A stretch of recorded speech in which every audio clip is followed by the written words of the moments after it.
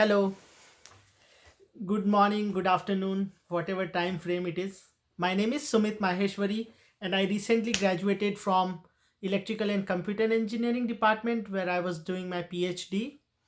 And the question I'm gonna talk about today is how do you deal with students' complaints?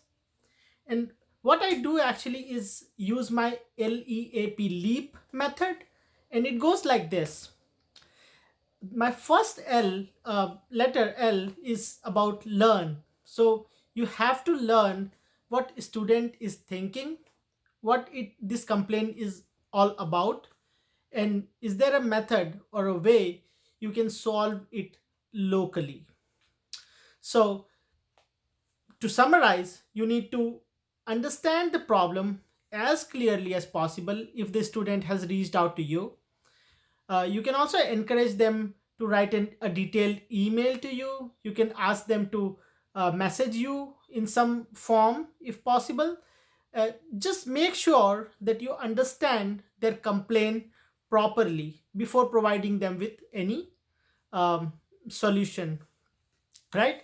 Uh, the next thing what I have is in my leap method is the next letter is E, and which is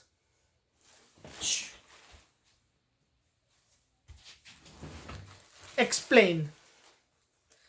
So you need to, once you learn from them what this complaint is all about, you need to explain to them what are their options. So what can they do? For example, if this complaint is about an assignment, you can explain to them that hey, this is the resource you can use and this might ease your problem, or you can suggest them some online tools or resources or software which can help them do their things. If this complaint is about a particular project, you can suggest them how they can collaborate if they can. If not, how they can use other online resources and things like that to complete their things on time.